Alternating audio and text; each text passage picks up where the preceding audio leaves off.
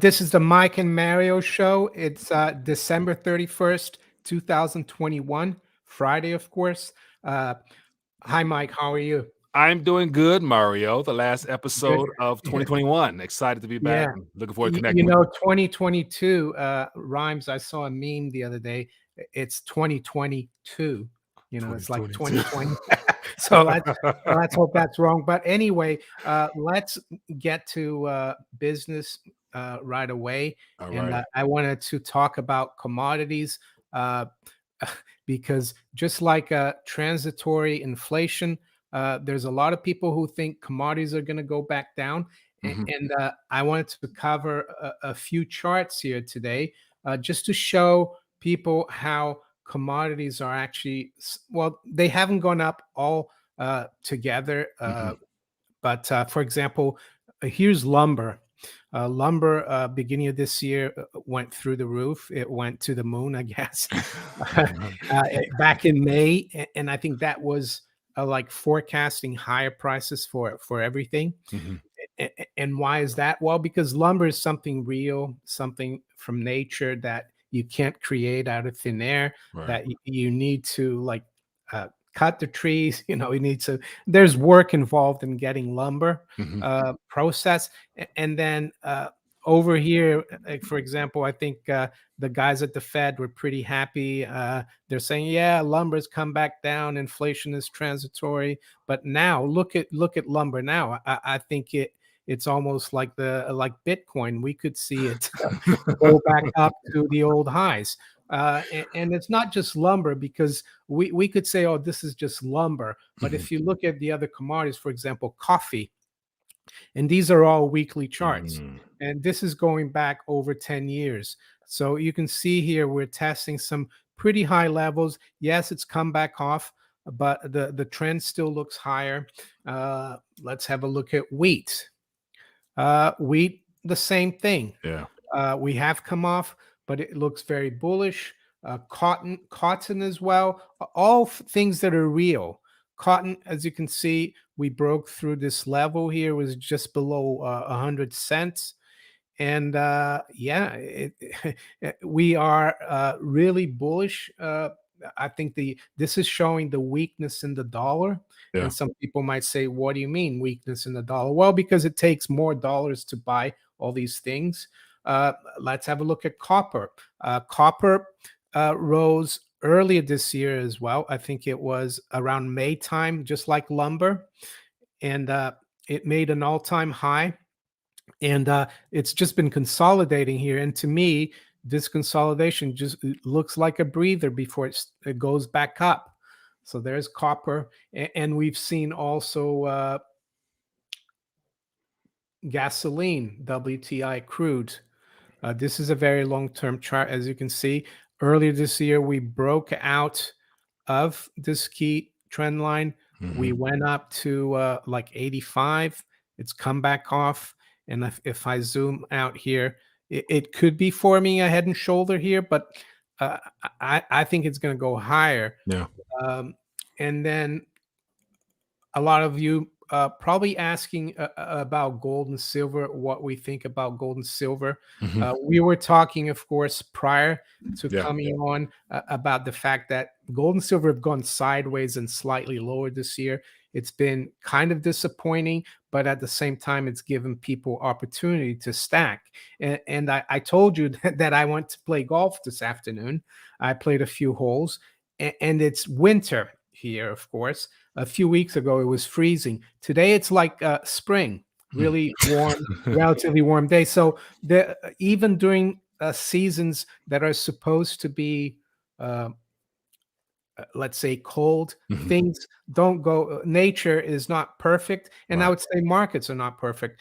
And I showed you. I'm going to share now another chart Yeah. here of why I think gold and silver, they, the fundamentals are still very good for it. And it's the national debt, as you can Mhm. see here. Yeah. This chart of the national debt versus gold, the correlation. Some people might say, oh, that's broken down, but this is in 2017, so gold was just above 1,000 here, and the national debt was about 20 trillion, and 20. yeah, 20 trillion. Now it's 30 trillion. But if you look at prior to the 2011, for example, they were going up. The national debt, the debt limit, they're going up like in lockstep. Mhm. And it's been since 2013 that gold kind of detached. But as we know, gold right now is 1,800, so it picked up. It filled that gap, but the debt is growing a lot faster. So you could argue that gold will eventually go to 3,000 because the debt is at 30,000, and it Mhm. looks like for every thousand billion or trillion, gold goes up $100, so to speak. Mhm. And so let's say, I'm not saying gold is going to 3,000 in 2022. I think it will happen. It's difficult to say what year it's going to do that. I think it's not going to be 5 years. It's going to be maybe 1 or 2. Yeah. And let's say if silver goes, gold silver ratio goes to 30-1, Mhm. like it did in 2011, you could argue that silver could be at 100. So that's how I see silver and gold and the Yeah. commodity as well. Yeah. And that's one of the things where, moving into 2022, nobody can plan out anything perfectly. Even the manipulators of this entire experience, they can't even do it correctly. So I think that we're just have to wait and see how things plan out. But in the meantime, it's a buying opportunity. It's the best position to be in, I think, heading in 2022 with silver and gold still being at the prices they are, because everything around us has been inflated up except those two. And that's intentional. I did a video earlier talking about how gold and silver clearly is the kryptonite towards the evil system orchestrators just trying to do their best to make sure people do not go in that direction. So I'm not looking forward to gold and silver taking off, Yeah. because the rest of the world around us will probably be not too pretty. So I can do without it for now. I think buys more time. But anyway, for those tuning in, definitely throw out some thoughts or ideas or some questions. We'll jump on those. Last live stream of the year, we got a couple articles worth touching on, just to shine more light as to what we just went through and possibilities of what we're going to walk into 2022. And one of the things I wanted to touch on is that the whole idea of price controls. So it looked like that's going to be something that could be thrown out there. And so let me pull this article up real quick on my side. And so just this week, an economist from a university here talked about the need to look at as a possibility strategic price controls to get ahead of the inflation that the Federal Reserve and the government is responsible for. So Mario, it's never worked in the past. It will never work again in the future. But why and how will they try to pull this off, you think? Yes, I saw this article the other day. Isabella Weber, she's from the Yeah. University of Massachusetts, Amherst. She's basically a Keynesian. She gave the excuse that during World War II, they had price controls, but it wasn't a free market economy. It was a command economy during the Mhm. war. In a free market economy, she's arguing that profits Mhm. create inflation, which is Right. ridiculous. Uh, we know that, but Well, what happens is the reason why it doesn't work, and if she had read some economic history, she would have known that. We look back at the fiat money inflation in France during mhm. after the revolution. They tried price controls on the farmers and agriculture in France, and what it does, if you put a cap on prices for producers or farmers, if it costs, let's say, $100 to produce something, and you put a price cap of $90, Mhm. what's the point of producing something that will Right. cost $100 to produce, and you're going to lose $10 selling it? Right. So what that does, producers will um, they'll Close. stop they'll Yeah. stop producing. They'll go on strike, and what that does is creates even more shortages. Right. I think Richard Nixon tried to do that in the early 70s when inflation started picking up, Yeah. and we know how the 70s ended up. It didn't work. Right. That's the it creates more price distortions because it's the breeding grounds for black market style economies, because manufacturers will no longer stay in business. So they're going to either, try to work around that or just completely go out of business. Therefore, there's going to be more incentive to probably keep your products and sell them directly into the market themselves on the black market side of things for profit. So it's going to create more distortions, less jobs, more issues that they're calling themselves trying to prevent. So it's I don't think they're going to actually get to that this year. I don't think, though, just because I keep highlighting the possible 3 events I'm anticipating. Some type of market correction. We got Elon Musk talking about a recession. Everybody talking about recessions coming in the first quarter or 2 this year. Then we have, of course, a cyber event, and then we have the war drums beating like never before, with Biden talking big to Putin as if Putin really gives a damn. And then there's always some type of false flag that could come out of the wind that we don't know about. So I don't think we'll get to the price control side of things just yet, because I'm expecting some major catalyst before summer. That's just me. Don't know what it is, but it's going to definitely cause a major hiccup in their game plan. So here is a Vince Grant. Appreciate you, my friend. It says inflation will eventually end. How does the world look when it finally ends? I see deflation coming in Q2 of 2022. Okay, inflation will end. Vince, elaborate on that for us a little bit more, because with the continuation of the currency creation, I don't see prices actually heading down permanently the way that I'm sure you're referring to it as. So let us know. But inflation will eventually end. Mario, is that it depends how Vince defines inflation and deflation. To me, inflation is the increase in the supply of credit and fiat currency. Deflation is the decrease. And the last time I think we had deflation of the money supply and the currency, the credit and money supply, was in the 1930s. And in a fiat currency system, there will always be inflation, because governments and central banks, they can never help them. They can never stop helping themselves create more currency and debt out of thin air. So unless we go back on a sound money, gold, 100% gold backed, and let's say bimetallic silver 100% backed system, I don't see a deflation of the fiat currency at all. What maybe Vince is talking about is the economy shrinking, kind of a depression, or you could say a deflation of growth. But I think prices of the items that we need, just like we spoke about, all the commodities still going up and breaking really key technical levels. That's going to keep going because the currency is being issued and more.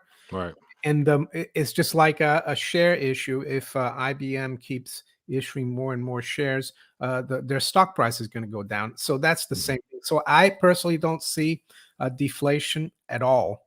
Right. I see anytime soon. I see more of the stagflation narrative playing out, just because the economy is going to be compartmentalized into so many different facets, to where I can understand how, like we mentioned before air, the Steve Van Meters, the Kathy Woods, the inflationary camp saying that technology is going to be the reason why the environment around us, because of more technology companies now superseding the old legacy financials. Okay, cool. But anyway, we know that the currency creation must continue or else. So that in of itself, just from a supply and demand aspect, there's going to be way more supply than actual demand. And then you can never create the amount of goods and services that we actually need to meet or to even balance off the supply of currency that's coming in order to keep the thing from imploding. I mean, you just, Vince, you just have to look at, I guess you're in the US. Someone told me, made a comment the other day in my videos, the $50 bill is the new 20. 20 years ago, you could do quite a bit with $50. Today, not as much. That's so in the deflation, actually, the currency gains purchasing power. Right. And I don't see that happening at all. I think, unfortunately, a lot of people get confused with the terms. And I look at inflation as a purely, in the classical sense, as a monetary phenomenon. Yes, prices of maybe some computers, some technology things will go down, but the money supply is still growing up. Right. And even in the deflation of the money supply, you could have things that go up in price. Right. But even in IT, I mean, I've noticed Apple computers and iPhones, they haven't gone down in price in the last 10 years. Right. They're going up through the roof. Right. Now so that's another thing. Like with the $50 bill example there, it's depending on what you're buying. So clearly, overall, $50 bill to buy is less. But then along with that, most people find ways to navigate, to maneuver around getting those same level of goods or services for just with different types of products or services. Like, for example, a $50 meal for two, taking your wife out on a date is still possible. It may not be at the restaurant of your choice, but it's still possible. It's gonna be at like a fast food joint instead Right. of You got a nice French restaurants. Maybe you could share that article where Michael Snyder says he bought 2 prime rib steaks for, was it $84 or $64? Yeah. So just talking about this article here, Michael Snyder from the Economic Collapse talks about basically in 2022 what we can expect more of, which has already been played out before now, is that just the PPI the producers and manufacturers of goods and services, they've already basically baked into the cake that they're going to be increasing their goods and services moving forward, just because it costs them more. So this article pretty much shine light on that. Go ahead. And he said, just bought 2 prime ribeyes for $64. So instead of going to the restaurant where you have prime rib, you go to a restaurant where you have a burger, and you can spend $50. But if you go to a restaurant where you want to eat a nice steak, it's going to cost you, $150. But what was I going to say? I forgot now. Anyway. No. So in this article here, he's just highlighting some examples of the manufacturers that already has been quoted as saying they're going to increase prices 6, 7, 10, 20. So that's baked into the cake already. And 2022 hasn't even kicked in yet. And they're already telling us expect higher prices when you go to the store to get your typical items. That's what I wanted to touch upon, because a lot of the big corporations, they've been able to not pass the cost of producing, or the PPI. That's like in Germany has gone up 30%, in the US is going up by 10%.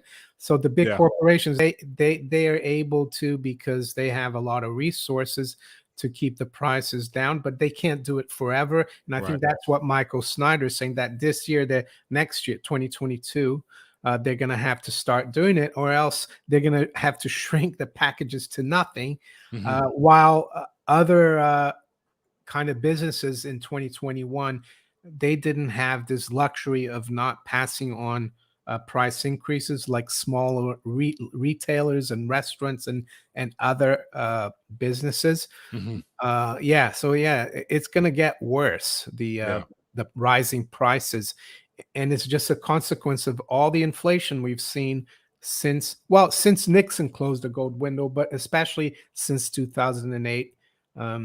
When they started doing QE, and people forget, we've had 0 interest rates basically since 2008. Yes, in 2016 to 2018, they tried to raise it.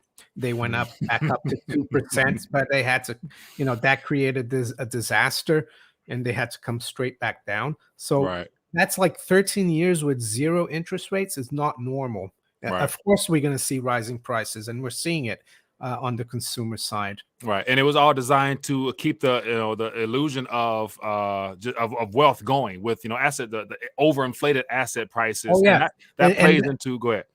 And that's why I get annoyed when people talk about. I'm not getting annoyed at you, Vince, but this deflation, all this talk of deflation, is just like a distraction, so they can keep inflating, so they can keep the Wall Street, the hedge funds, and whole, because if they admit, there is inflation, they'll need to raise rates, and if they raise rates, the whole house of cards comes down, all the derivatives, all the stock market, bubble, and you have an article about the stock market that Warren Buffett favorite indicator is at 230% instead of 100.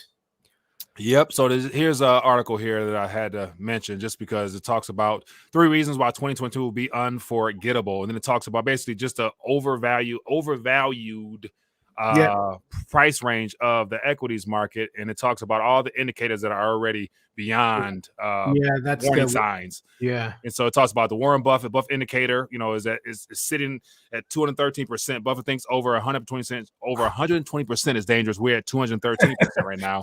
Well, S&P 5, well, go ahead.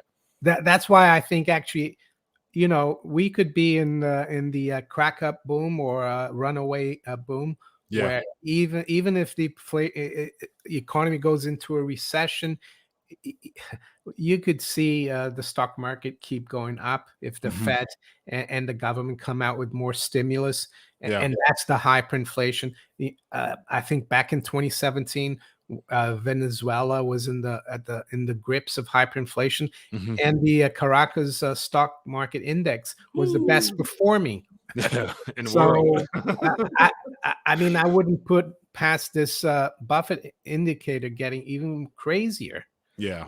And the thing is that majority of the economists and mainstream pundits are not even really even talking about this in a negative sense. They're saying that this is good. It shows that the economy is healthy. And basically, this article is talking about that that's a lie. Expect a correction. And the author of this even talked about expecting this. What is that? Somewhere about 30, about more than 40 or 50%, up this upcoming, 40 to 60% drop. So they expect it to be worse than the dot-com bubble, somewhere between 40 to 60% of a correction this upcoming year. And that's just on the equity side. Then it talks about the inflation, how it's not going anywhere Yeah, just because sticker prices are going to continue to go up. yeah, They expect it to go up a lot higher this year. And then they talk about keeping an eye on gold. It's important to keep an eye on gold because more nations, more countries, more individuals are talking about gold now in a more favorable light amongst all the other distractions that they thrown our way. But there's 3 things they're talking about this year we should pay attention to. yeah, And then it also helps when this article here, when it talks about how central banks, a lot of the emerging markets have been running towards gold, dumping, their own currencies and especially the dollar for gold. So 2022 will be a good year for gold, yeah. whether they anticipate it to be the same or not, but we will see. And can you imagine though, if the stock market dropped by 40 or 60%, Mm, uh, what the Fed will come out with? I mean, they'll come out with another bazooka, yeah. and that's just going to put another rocket up the stock market. They never. I mean, in 2020, when the stock market dropped in March, it dropped almost 40% in like Mhm. weeks. Yeah. And they panicked and they cut rates to zero. Right now they can't really cut rates. Maybe they'll go negative and they'll go 200 trillion, sorry, 200 billion QE every month, or they'll start Mm. buying stocks. Um, Stocks. I would bet stocks because there's our Swiss Bank. There's already I think yeah, is the ECB in the stock game yet? I Have think they corporate bonds, but corporate bonds? I So don't think. I think it's just the Swiss National Bank and the Japanese central bank. Japanese. They've bought ETFs. Okay, so that will be the next thing I would expect before they go outright negative. Like Yeah, we're at a quarter of a point now. Okay, we attempted to get to half a point, we couldn't do it. The chance of them going down to negative 10 as like that's it. That to me that's end game because they've already shown they can increase, but if they continue to go down further, then there's no way of bringing that thing to life. But let's get to a couple of thoughts here. Vince Grant, appreciate you, man, says, when will housing crash, stock market crash? My theory is it will crash when the Fed raises rates. And with that rate hike will then come the dollar crash. If the dollar collapses, does not mean deflation kicks in. um, Whew, can I that's a answer loaded that? question. Yeah, go ahead. That's a loaded question Well, right there. with the dollar collapse, it means you can buy. You're going to be able to buy very little with the dollar. That is not deflation. That's higher prices. Mm-hmm. Um, I don't think the Fed can afford to raise rates too much. Yeah. They might do a token 1 or 2 or 3 rate hikes, and yeah, but I agree with you because with Vince, because a lot of people think if the Fed hikes rates and everything collapses, that the dollar will be very strong. But the dollar is a debt instrument. Mm-hmm. Um, But watch this. And it's difficult to, even in a deflationary collapse, you would want gold, because if you do have a deflationary collapse, all the banks will fail. Mhm. Corporate bonds are going to fail. Even the U.S. Treasury, they won't be able to pay the interest on the debt. The only way they'll do it is, like Greenspan said, we can just keep printing it. So I don't see the Fed. They'll try to make it seem like things are back to normal, but they're between a rock and a hard place. What do you say, Mike? Right. And that's so the thing comes to mind is how in an environment where the housing crash, stock market crash, my first thought would be the rest of the world is already burning. Like, in a sense where currencies, people are fleeing their own currencies and perhaps they're running to the dollar. And here's a question: like, will nations still run to dollar denominated liabilities, debt instruments in an environment? I don't think so. And maybe one example for Vince about real estate is what happened in Lebanon. I interviewed a guy from Lebanon this year, and he said when you have a currency collapse, there is no, because if you have a currency collapse and the markets collapse, the bond markets collapse, the liquidity goes away, so you don't have any currency to use. So houses will not even, you won't even be able to buy or sell anything. So it's really difficult. That's what happens in a hyperinflation. Right. All the money that you have, you're going to try to use to buy things that you need to survive. And I think we might get that, but also at the same time, we could see commodities, as we spoke in the beginning of the live stream, go through the roof. It's the worst of both worlds. Right. And that's the thing, like at that moment, if that moment arrives, or when that moment arrives, it's the realization that, what we've always known as money is no longer the case. Because the fiat currency game will be up because it's all debt based, it's all credit based. So if it's not readily available, and that means your card may not, do what it usually do.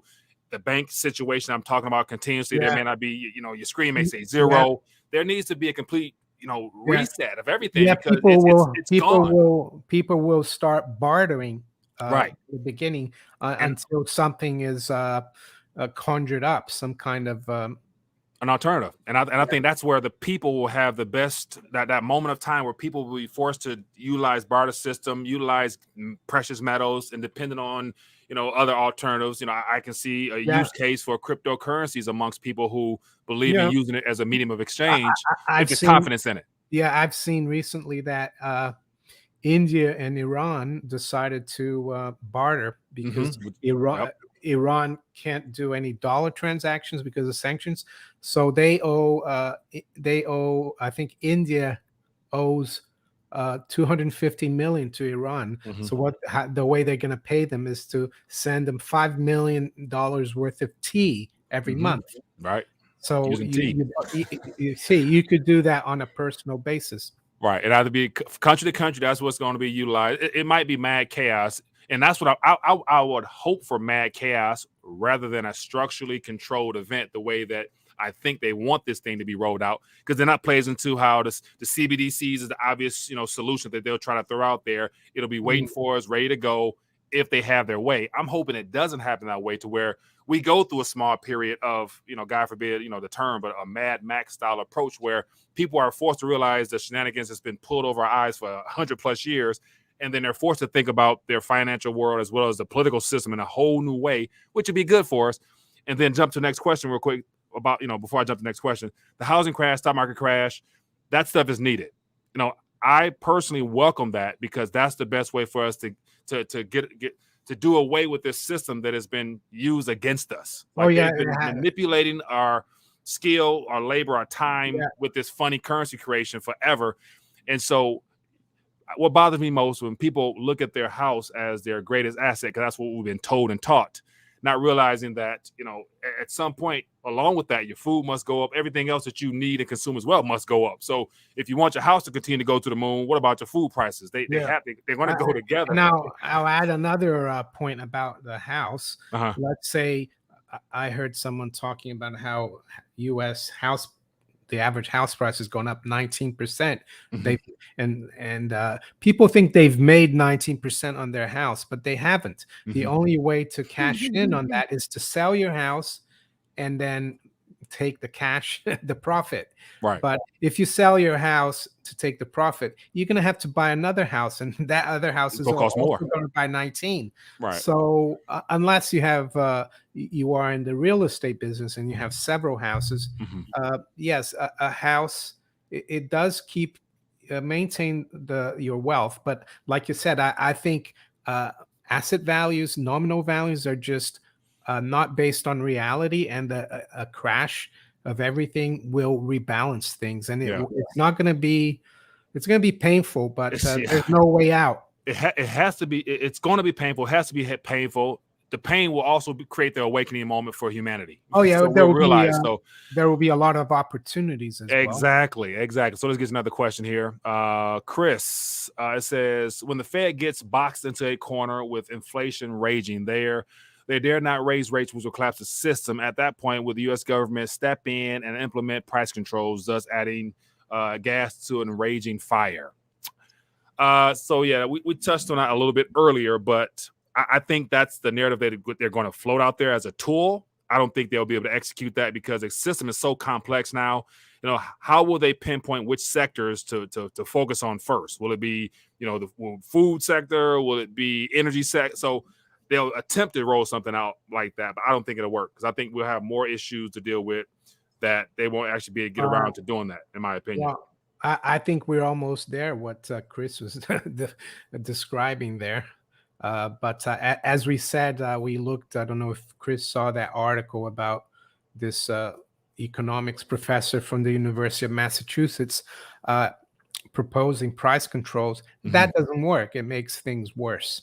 Yeah. Because it creates even more shortages. Right. And like Mike said, people will just go to the black market and they'll pay more. So here's another question or a thought here from Mr. LBP. It says, how do I take delivery on a water futures contract? Well, I would go. I would go on the CME website Mhm. and look at the contract description. Yeah. Because the water futures contract is on the CME, but you'd probably need a big tank. Yeah. And the question is, where is that water? I think Where's it's it sourced from? it's from California. It's California water. They're not going through some issues with water right now, aren't they? So I know, but that's where the water futures on the CME is based on California. yeah. Let's have a look there. Contract. So CME. LBP trying to collect on his water. Good luck with that, man. Oh yeah, it's the NASDAQ VELS California Water Index futures. Let me share that. Hold on. All right. And for those that are tuning in, definitely hit the thumbs up button, show your support for the channel, throw out some questions, some thoughts. We'll definitely love to discuss it because once again, we're all in this together, trying to navigate and narrate through this monetary and financial insanity. There we go. All right, let me add it. So it's yeah. Let's click on contract specs so we can answer low blood pressures. Let's say if it's deliverable, because you see some of these contracts they're not even deliverable, which shows me that they're there just to manipulate the price. Mm-hmm. So I don't think there is even a deliverable. It says here settlement method financially settled. So yeah, you wouldn't even be able to take delivery of that. So what it shows to me is that it's just they're just trying to manipulate the price. It's just like with the gold and silver. And yes, a gold and silver on COMEX are deliverable, but it's rarely ever done. We've seen that Rafi Farber try to take delivery of one silver futures contract and he hasn't been able to do it. They make it difficult. So yeah, unfortunately, low blood pressure, you won't be able to take delivery of that. Right. I think the invention of the futures market has been one of the greatest manipulation tools meant to create a profiting opportunity for the banks and the bullion, all those insiders. and distort the actual price of real world items to their benefit. Oh yeah. And just basically make they were never meant to actually be settled. No, well, but actually, I agree with you partly Mhm, because if you go back to the 19th century, the mhm. Chicago Board of Trade and the Chicago Mercantile Exchange, which is Yeah. the CME, they were actually useful exchanges because in the Midwest there's a lot of Droughts and agriculture, shortages. Yeah. and the farmers and producers, they could hedge because of droughts and Mhm. price volatility. So there was a need for that. Yeah. It kept, but what I agree with you on is that these futures created by the bankers, ever since the fall of Bretton Woods, Mhm. it's just been there to manipulate the underlying asset. And a lot of times, like you said, there's nothing underlying those contracts. Right. Here is another thought here from JK. It says, "Did anyone see the beast image at the UN building in New York?" And so, like, I pulled it up real quick. I did see that. Let me grab it. Well, where am I? Right here, or add to stream. So yeah, here's that image they're referring to here, Mm, referring to the image that's depicted within the Book of Revelations. And so it's just, once again, why? What purpose would that serve? As a statue at a building that's supposed to be I guess a world unifying government type of infrastructure. Unless it's just too many resemblances to biblical matters here. So yeah, I'll lion share head, wings. another. I'll share another interesting thing with you. It's Yeah. a snake in the Vatican. Mm. And people say, why would there be a snake in the Vatican? Let me share it with you guys. Uh, share screen. Uh, Yeah, I think that has to do with what the word pharmacia. yeah, look at this. This is this is like in Rome at the Vatican, in one of the places where they do the mass, and I mean, it's the head of the snake, isn't it? Yeah. Wow. It's inside the building.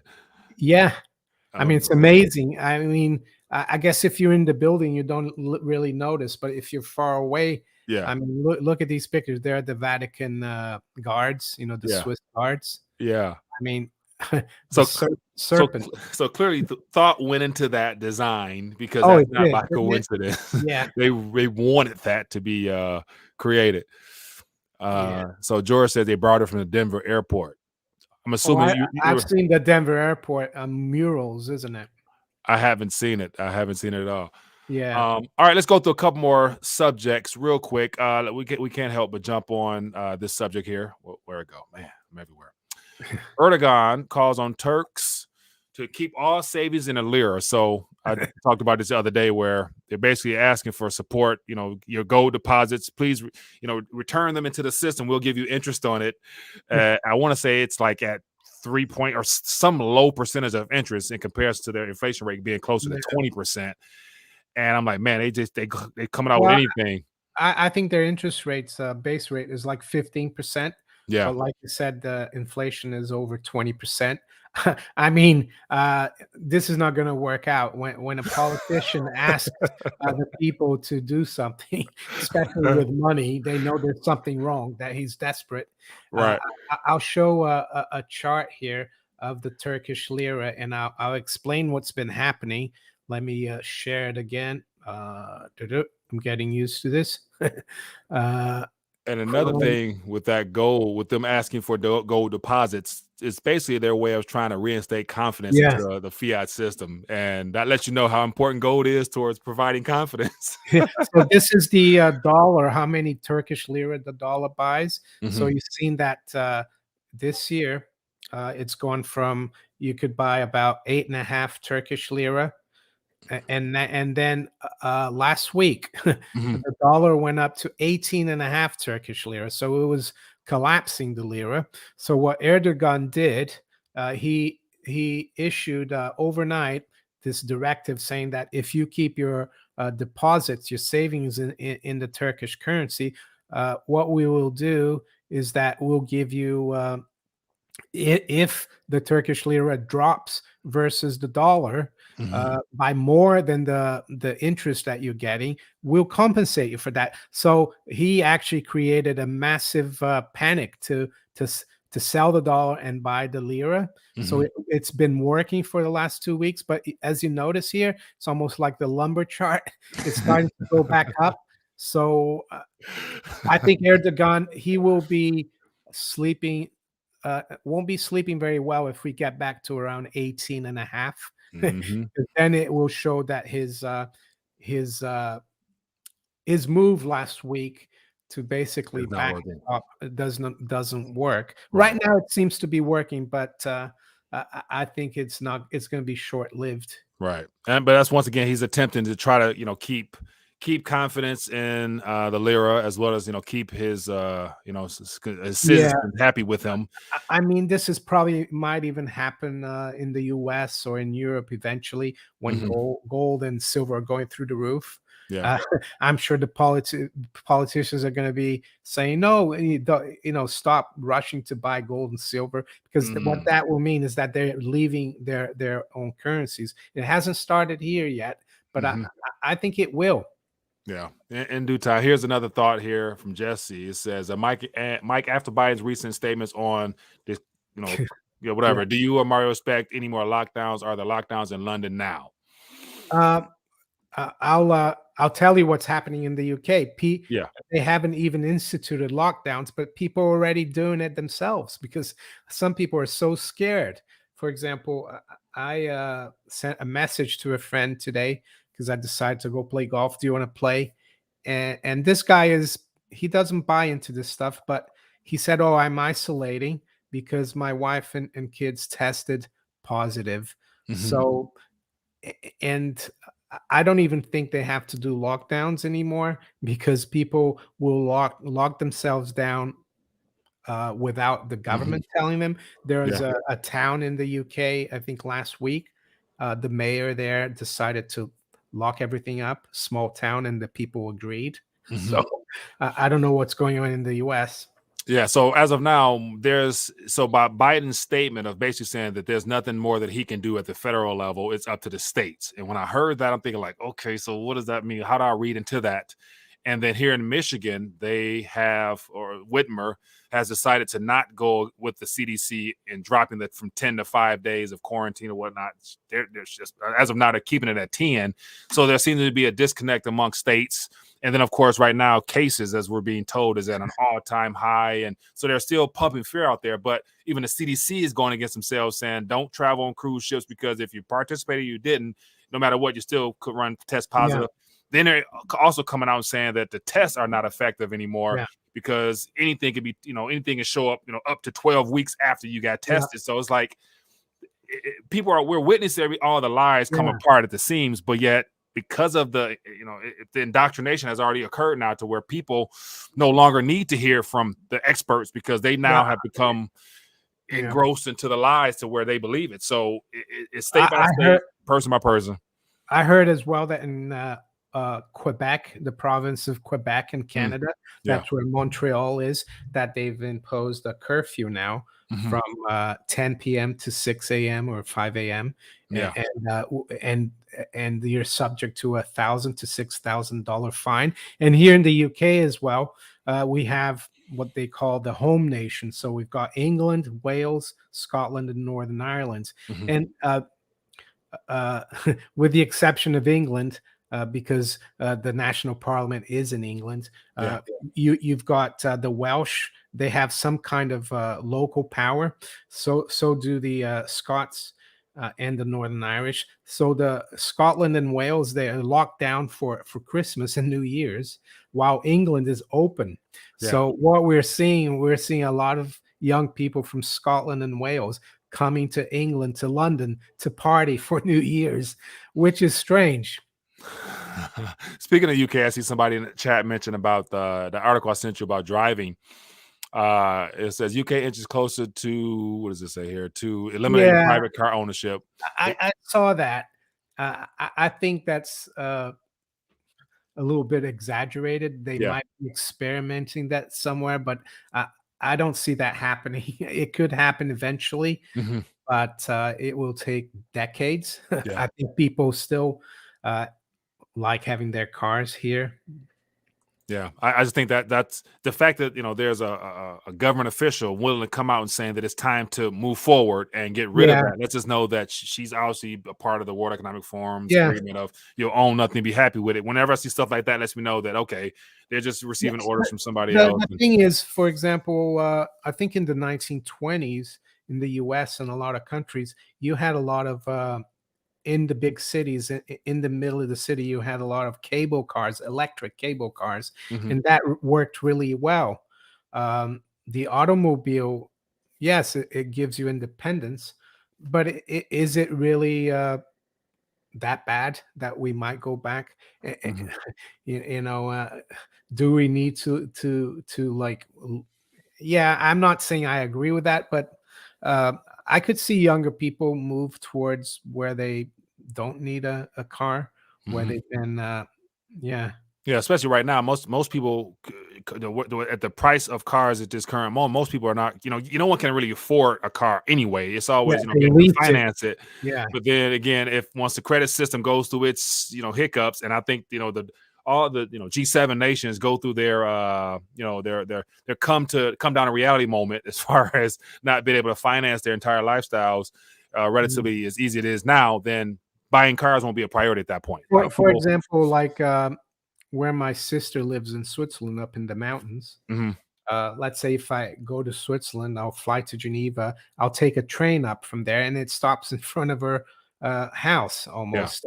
And over there, I guess you do need a car, but you can walk as well. So I don't think it's the end of the world, but I still think it's going to take a while to change people's mentality to do that. Yeah. And I'm not saying I agree with the Great Reset, by the way. Yeah, and then I want to I'm going to share something real quick. I want to end on this one here if I can. Let me copy that. Let me see if I can show this. So I put something on the just to let you know how far we've come as far as I want to share this here real quick. Let me see where that. There we go. So I shared this in a little Telegram group there, but just to see how far we've come from the affordability and sustainability of life based upon one income. But look at the average income there was about 9,400, but yet house prices almost three times your annual salary. You could have afforded a home. A new car was a third of your yearly salary, give or take. And so just look at these figures here, man. I just thought this is a good way to close out the 2021, and that where we used to be and where things are heading, because these prices we'll never see again. I know. So much for deflation, huh? Right, for real. But as we get ready to close out, Mario, leave us any thoughts heading into the new year? Anything you want to leave us with? Yeah, I think unfortunately, the powers that be are really desperate Hmm. uh, to get people medical procedure. Right. I don't know what really the agenda is, and but if you can, try to. And it's not easy, of course, but try to ignore all the noise and yeah, and live as normally as you can. Hmm. And what else? Faith, like you talk about, Yeah. that good will triumph over evil. Yeah. And unfortunately, I heard someone say that evil a lot of times is in charge because evil uses power and force, and good people Mm, don't. right. But maybe, but there are. I don't know what's going to happen, but yeah, just try to stick to the truth and to what you believe is the right thing. Right, right, and on my side, looking into the new year, productivity over consumption. Like I realize at this point, especially after this past Christmas, every Christmas, I realize, more like I get clothes. I mean, I get a lot of the same stuff I don't even use. So I'm like, how can I, Mm. basically consume less just because I have everything I need, relatively Yeah. speaking. How can I produce more? How can I reach more people? How can I add more value? Oh Because yeah. this is going to be a year of an abundant opportunity, depending on how you're looking to take advantage of it. So all this, doom and gloom around us Oh is yeah. opportunity. So I mean, yeah, you always have to try to create some value. I think, mhm, like you said, and that's what we try to do here. yeah, And sometimes it might sound that we're pessimistic, but we're realistic as well. But there are opportunities, I think. Right, right. There's more opportunity now than I think it ever been than it ever has been in human history, just because we have so many tools at our fingertips with the Yeah. internet, computers, Oh, yeah. cameras, there's ways. And of course, I'm real big on, really encouraging people to tap into their unique areas of gifting. Like, everybody here is uniquely positioned to offer something Yeah. that would allow you to not necessarily be dependent upon one Yeah. source. You know what I'm Yeah. And saying? don't be afraid to do what you love and what you Mhm. like, and Right. speak about it. And Mhm. yeah, don't think, oh, how will this other person think about, when I Yeah. started my YouTube channel, I thought about, like, oh, should I say that? But then I just said what I felt like saying, Right. and you just gotta do what you think is right for yourself. Right. Just be yourself. Can't go wrong being yourself. Yeah. Some people No, hate it, but others will love it. But anyway, everybody, it's been great hanging out on the last live stream of 2021. Excited for 2022. Be blessed, be safe, enjoy, stay safe, and we'll see you in 2022. Peace.